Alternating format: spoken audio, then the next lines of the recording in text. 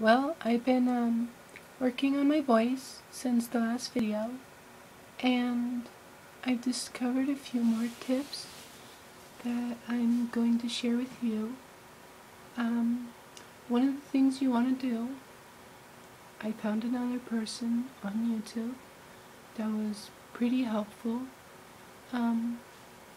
She taught me to do a trick with falsetto, which I didn't realize before, but I'm really good at holding my falsetto, which means I didn't really have to work on that part much.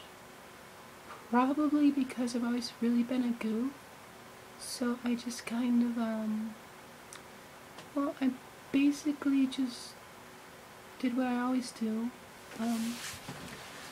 Growing up, I tended to do falsetto a lot and go really deep in other weird voices. She's a lot of fun to watch, really helpful. The main thing I used to do was, I don't know if the person watching this or people watching this have seen Lilo and Stitch, but try and copy Stitch's voice was where I really learned to do falsetto, because I kind of always, just used to go into falsetto, and then I would kind of work back here a bit and make it a Stitch voice. But anyway, doing something like that, you need to get yourself used to using falsetto, because using falsetto teaches your vocal cords to be stronger and have more endurance, because when you're speaking in falsetto, it gets kind of strained. So, if you talk like this, then you're in falsetto, well, what she called a super high-pitched girly voice. But you want to go falsetto?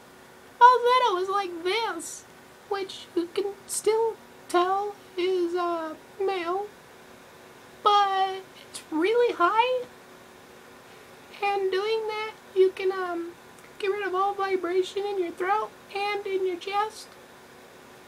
When you go like this, you kind of work your tongue in the back, you get a Stitch voice or humble. But what you want to do is go from this to this to this, and then you're in a really high-pitched female voice, and you want to bring it down and keep it smooth and bring it down, and then you want to try and add back this voice right here, the one you can feel, but you don't want to add too much, just enough to give your voice a human quality.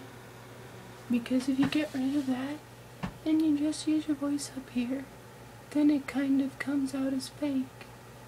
But if you can put that back, and I know I'm not the best at it, and I've got a lot of work to do, but using that in your voice will give it a more human sound. And I know my voice changes a bit. I haven't been doing my voices very long, but this is more of a follow me as I learn kind of thing. So as I learn, I'll bring what I learn to YouTube for you to learn. I plan to keep studying, and that helps a bit. I mean, learning to do the other stuff is helpful. I'm basically the kind of person that wants to know everything about it.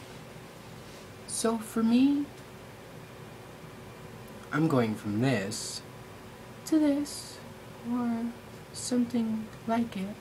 somewhere near it, I guess.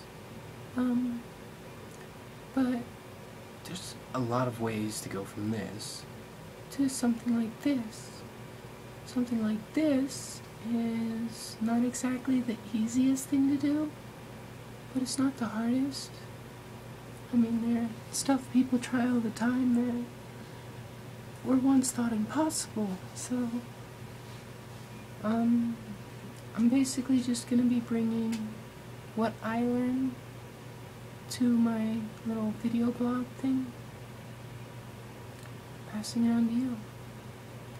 So if you're looking for a source of information that will be basically an additive of everything, you know, I mean, not gonna cover the basics are everywhere.